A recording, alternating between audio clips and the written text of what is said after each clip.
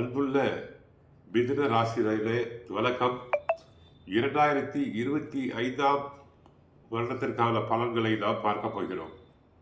மிதுன ராசியினருக்கு வருடம் பிறக்கும் போது 2ஆம் இடமாகிய தன குடும்ப வாக்குஸ்தானத்தில் செவ்வாய் வக்கிரம், 4ஆம் இடமாகிய சுகஸ்தானத்தில் கேது பகவான் இருக்கிறார், 7ஆம் இடமாகிய கலஸ்தரஸ்தானத்தில் சூரியன் புதன், 9இல் சனி சுக்கிரன், 10இல் ராகு, விரய ராசியில் குரு பகவான் வக்கரம் அடைந்திருக்கிறார்.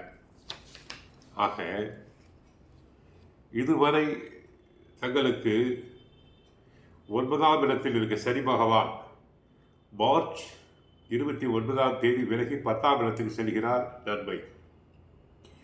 மே மாதம் 15ஆம் தேதி குரு பகவான் ஜென்ம குருவாக வருகிறார். திருமணம் ஆகாதவர்களுக்கு திருமணம் ஆகலாம். கணவன் மனைவி சண்டை சச்சரவுகள் அந்த அளவுக்கு இருக்காது. ராகு கேதுவினால் இதுவரை கஷ்டப்பட்டீர்கள்.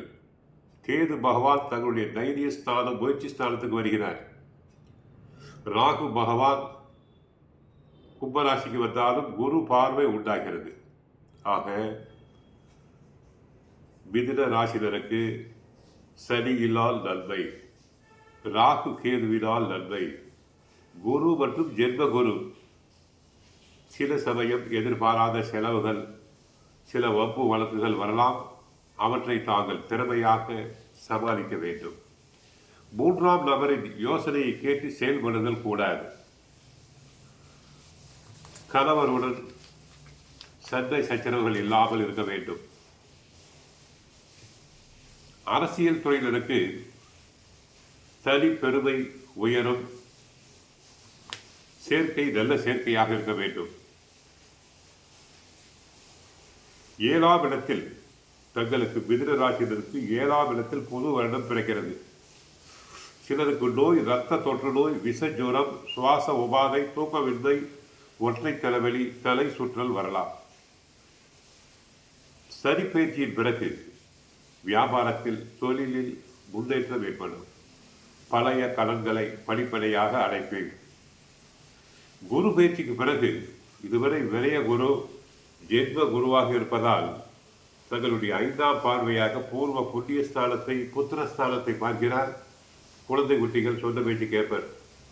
7ஆம் இடமாகிய கலஸ்தரஸ்தானத்தை பார்ப்பதால் கணவன் மனைவி இடையே ஓரளவு ஒற்றுமை உண்டாகும். 9ஆம் பார்வையாக தங்களுடைய பாக்கியஸ்தானத்தில் உள்ள ராகுவை பார்க்கிறார். வெளிநாட்டு ஒப்பந்தங்கள், ஏஜென்சிகள் வரலாம். ஐடி துறையில் உள்ளவர்களுக்கு நன்மைகள் கிடைக்கும். புதன் பகவான் தற்சமயம் 7இல் இருக்கிறார். அவர் அடுத்து 8ஆம் இடம், 9ஆம் இடம் சென்றால் கூட எந்த பாதிப்பும் கிடையாது.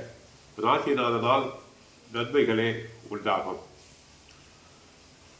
ஆக போன முறை விரைய குருவாக இருந்து கஷ்டப்படுத்தியவர் ஜென்ம குருவாக வரும்போது திருமணம் ஆகாத பெண்களுக்கு, ஆண்களுக்கு திருமணம் நடைபெறும். மனதிற்கு பிடித்த வரன் அமையும். சிலர் உத்தியோகம் பார்ப்பவர்கள் பதவி உயர்வு, உத்தியோக உயர்வு பெற்று இடம் மாறி செல்லக்கூடிய சந்தர்ப்பங்கள் உருவாகலாம். கோவிலுக்கு சென்றால் ஸ்ரீ பிரசன்ன வெங்கடேச பெருமாளை வழிபடுங்கள். குரோம்பேட்டையில் குமரன் குன்றத்தில் உள்ளது. அங்கு சென்று ஸ்ரீ பிரசன்ன வெங்கடேச பெருமாளையும் ஸ்ரீ யோகா ஆஞ்சநேயரையும் தரிசனம் செய்யுங்கள்.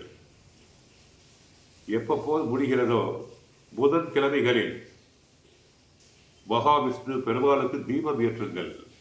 உங்களுடைய கஷ்டங்கள் அனைத்தும் குறையும்.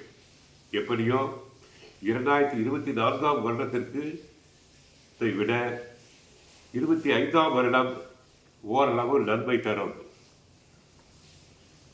யாருடைய விஷயத்திலும் தாங்கள் தலையிடக்கூடாது. குலதெய்வத்தை வழங்க வேண்டும்.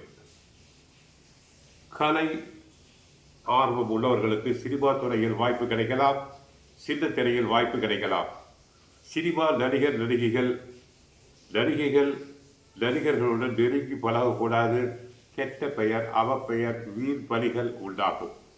மாணவர்கள் அதிகாலை எழுந்து படித்தால் நல்ல மதிப்பெண்களை பெறுவர். ஆக 2025ஆம் வருடம் 24ஆம் வருடத்தை விட பரவாயில்லை.